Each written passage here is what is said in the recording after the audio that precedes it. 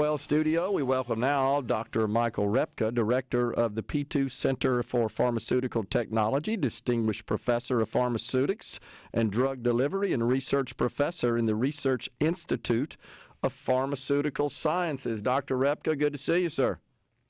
Good to see you, George. Thank you for inviting me. You bet. So, I really read this story with interest, or some information about this with interest. The use of 3D printing to create drugs and medications. Give us the skinny on that. Okay, well, 3D printing medications are made in a 3D printer, which size of the 3D printer is similar to someone might have a printer at their home or office, where the ink used is actually filaments that maybe have 2, 3, 4 medications, which can then be made into individualized tablets, capsules, or we've done gummy bears too. So are you seeing this as an application for the pharmaceutical manufacturers, or is this something that would be perhaps commercially available to just an individual, as you said, like in their home, where they may have a 3D printer? They would have to, of course, buy the ingredients, assuming that whatever those ingredients are available for sale without a prescription, and then they could, I guess, blend those together, use a 3D printer to create the final form of the drug. Well, I think we're more focused on having a little more control than that, at least in the beginning. Going through pharmacies. So you have a pharmacist, a licensed pharmacist, that's able to dispense these type of medications, to make them on site and dispense them. Basically going back to the old compounding days where you compounded a prescription for something that maybe a dermatologist wrote, and you could take that or use that in that case.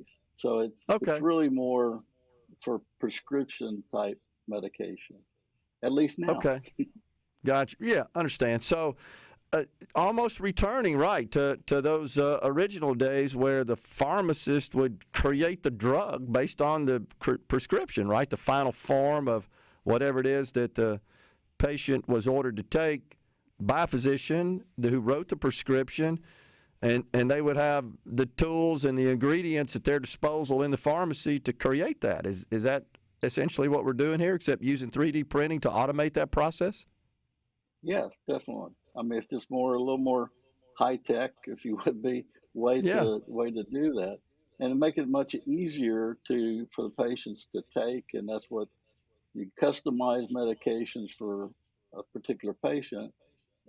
Putting maybe 3 different medicines in one tablet, and that makes where they don't have to take 3 tablets or more at a time. So it really cuts down on it increases the patient use of it, and that's what we're focusing on.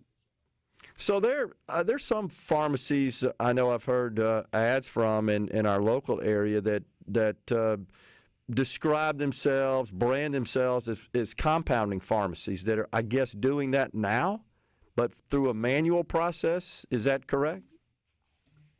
Yes, that's how they actually brand themselves. That's a good way to put it. But it's this is going to be they're not doing 3D printing that I know about. Sure. They're doing it, like they did in the olden days, through a mortar and pestle, mixing it up. But in this case, it's going to be much more high tech and really going to individualize the dosages for the particular patients. So is there, I guess, the benefit, the value proposition here, Dr. Repka, is it for the patient and that it just makes it more convenient, more likely, I guess, that they'll take their medications, take them in the proper dosage, that being one of the benefits, the other being just, I assume, the speed and the cost at which these compounded drugs could be made using 3D printer rather than just doing it manually.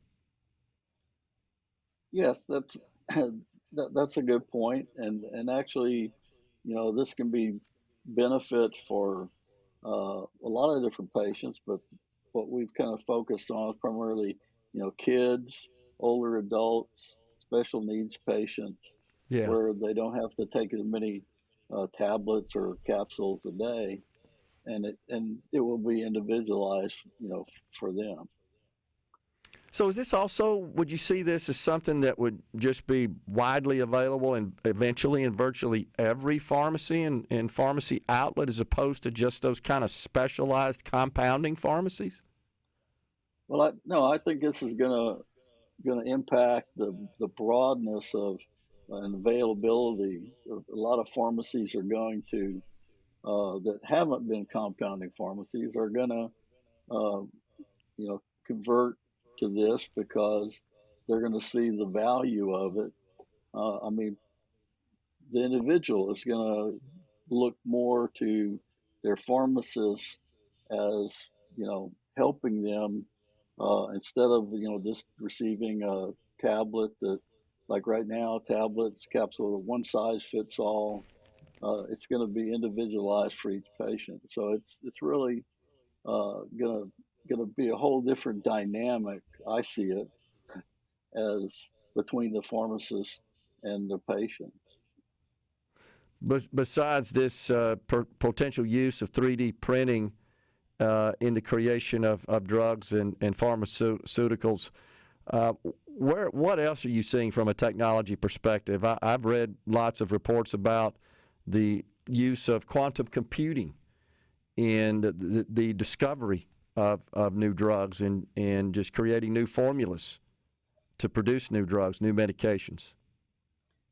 Yeah, and that's a different discipline than what I'm in. But Sure. yes, that's definitely something that can be used. Like, again, you're using that type of technology for drug discovery, where we're using it for uh, drug dispensing of Yeah. drugs that are already available. We're just making it easier for the patient, and basically it'll to improve patient health outcomes. What's been the reaction, Dr. Repka, from the industry itself, the retail pharmacy industry itself, where this would be used and done? Are they optimistic, positive about this? Yeah, I mean they're very positive. Really, a lot of healthcare professionals are very positive about it. They don't, they wonder, like we all do, is when would this actually be Yeah. available, broadly available. I don't have the answer to that, but I think it's going to be a lot faster than what one might think. But they're definitely interested. I mean, it's just a matter of getting it to that point where we get over some of the hurdles of FDA that wants to provide safety for the patient, and it's going to be there. It's just a matter of when. Are these 3D printers are they tailored specifically to to produce these drugs, to produce pharmaceuticals? Yes, yes, they are. I mean, they can be. There are other 3D printers to Yeah. uh, to make other types of applications, but they're the ones we have in our laboratories are to use for pharmaceuticals, and that's what our research is focused on, is how best to enable that. Okay. Now, do you work directly with those manufacturers in the design of those products? We do, yes, we do in some cases, and there are a lot of people kind of ask, well, what do the pharmaceutical companies think about this? Well, actually, one of our in the 3D printing book that we have, uh, one of the two of the scientists wrote one of the chapters in the 3D printing book from Okay. Merck and Company. one of the large companies. So they're definitely seeing it happening. Yeah. Uh, Yeah, no doubt. Yeah. Dr. Repka, I really appreciate you coming on and explaining that to us, sir. It sounds exciting and sounds like a great application for 3D printing technology. Appreciate it. well, thank you. Thank you for having me. You bet. Folks, we're coming right back in the Element Well studio.